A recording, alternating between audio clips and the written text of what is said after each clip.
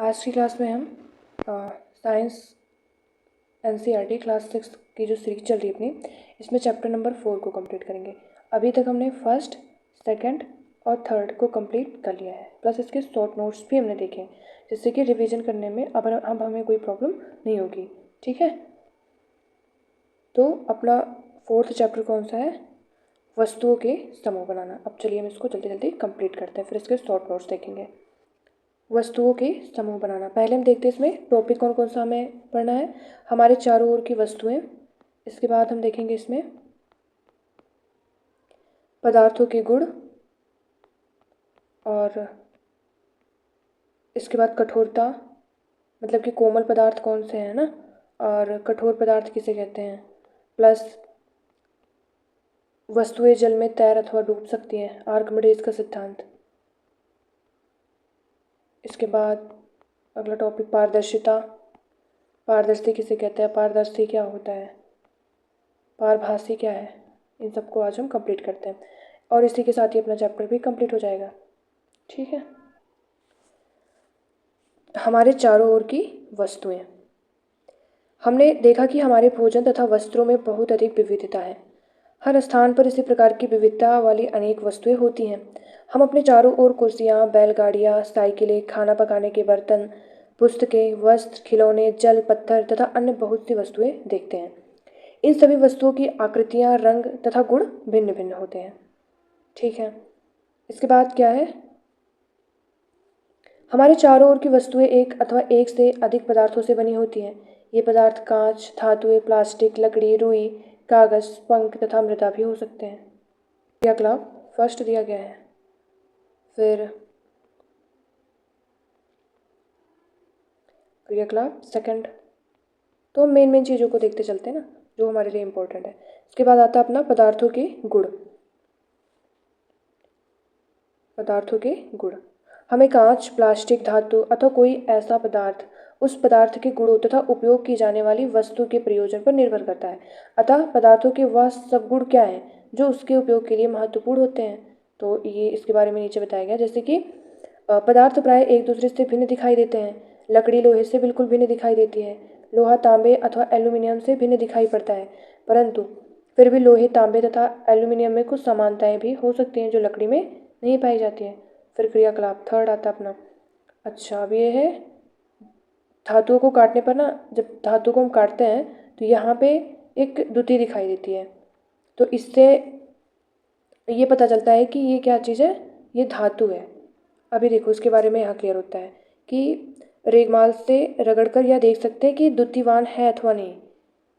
जब हम किसी पदार्थ को काटते हैं, किसी धातु को काटते हैं, तो पदार्थ जिनमें इस प्रकार की द्युति होती है वे प्रायः क्या होते हैं, धातु होते हैं। लोहा, तांबा, एल्यूमिनियम तथा सोना, ये किसके उदाहरण है, धातुओं के उदाहरण हैं। कठोरता। वे पदार्थ जिन्हें आसानी से संपीड़ित अथवा खरोंचा जा सकता है कोमल पदार्थ कहलाते हैं, जबकि अन्य पदार्थ जिन्हें संपीड़ित करना कठिन होता है, कौन से पदार्थ, कठोर पदार्थ कहलाते हैं। जैसे कोमल पदार्थ में रुई, स्पंज, ये सब कोमल पदार्थ हैं, और कठोर पदार्थ में जैसे लकड़ी, ये क्या है, कठोर पदार्थ हो गया। दिखावट में पदार्थों में विभिन्न गुण हो सकते हैं, जैसे द्युति, कठोरता, रूक्ष अथवा चिकना होना। फिर क्रियाकलाप फोर दिया गया, विलेय और अविलेय को समझाया गया है। तो अब हम देखते हैं विलेय क्या है, कि वे पदार्थ जो जल में विलेय हो जाते हैं क्या कहलाते हैं, विलेय कहलाते हैं। और अविलेय क्या है, कि जो जल के साथ मिश्रित नहीं होते। फॉर एग्जाम्पल अगर हम लें तो जल में अगर हम धूल को तो फिर मिश्रित नहीं होगी ना, इसलिए क्या है, अविलेय। वहीं अगर हम विलेय में देखें तो नमक को जल में डालकर अगर हम घोलेंगे तो ये घुल जाता है, तो इसलिए जल ये क्या है, विलेय हो जाएगा। फिर क्रियाकलाप फिफ्थ दिया गया है अपना। हम देखते हैं कि कुछ द्रव जल में पूर्णतः विस्तृत हो जाते हैं और कुछ अन्य द्रव जल में मिश्रित नहीं होते, और कुछ समय तक ऐसे ही छोड़ देने पर अपनी पृथक परत बना लेते हैं। ये देखिए,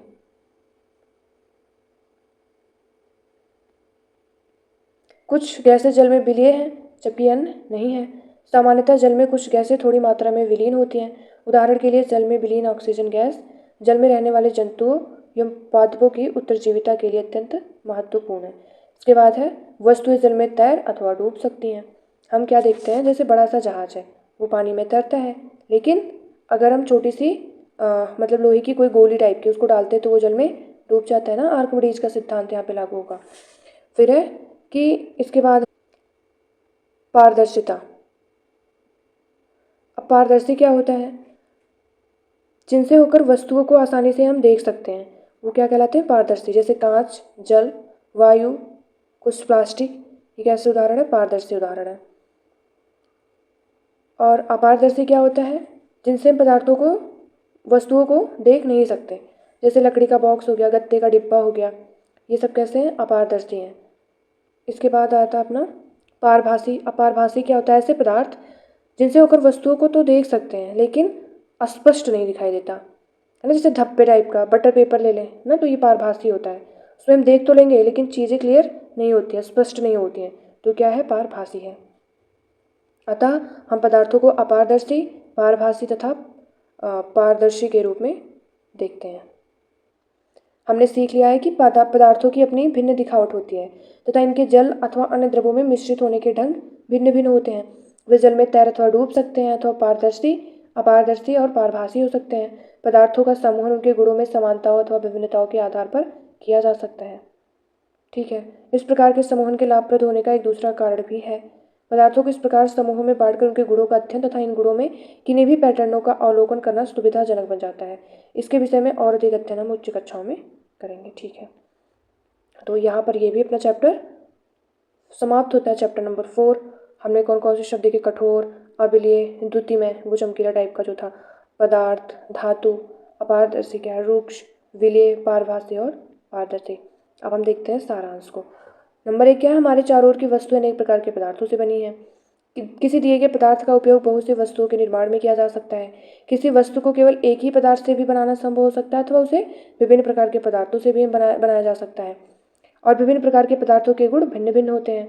कुछ पदार्थ दिखावट में चमकदार होते हैं जबकि अन्य नहीं होते। कुछ खुरदुरे होते हैं तो कुछ चिकने होते हैं। इसी प्रकार कुछ पदार्थ स्पर्श करने पर कठोर लगते हैं तो कुछ कोमल लगते हैं। कुछ पदार्थ जल में विलेय होते हैं जबकि कुछ अविलेय होते हैं।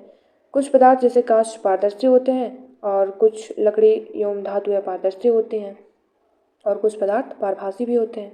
पदार्थों को उनके गुणों में समानताओं तथा विभिन्नताओं के आधार पर समूहों में बांटा जाता है। वस्तुओं को सुविधा तथा उनके गुणों के अध्ययन के लिए एक साथ समूहित किया जाता है।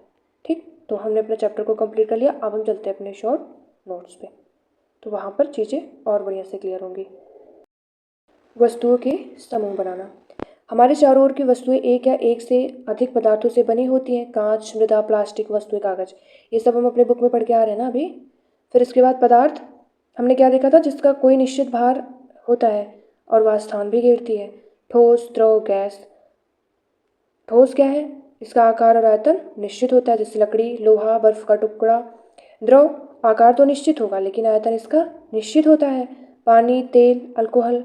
गैस, आकार और आयतन दोनों निश्चित, जैसे हवा, ऑक्सीजन, कार्बन डाइऑक्साइड। इसके बाद हमने देखा पदार्थों के गुण। पदार्थ प्राय एक दूसरे से भिन्न दिखाई देते हैं। लकड़ी लोहे से भिन्न है। कुछ पदार्थ चमकदार होंगे तो कुछ खुरदुरे, कुछ चिकने, कठोर और कुछ कोमल होते हैं। कोमल पदार्थ क्या देखा था हमने? किन्हें आसानी से संपीड़ित किया जा सकता है और कठोर पदार्थ को आसानी से संपीड़ित नहीं किया जा सकता।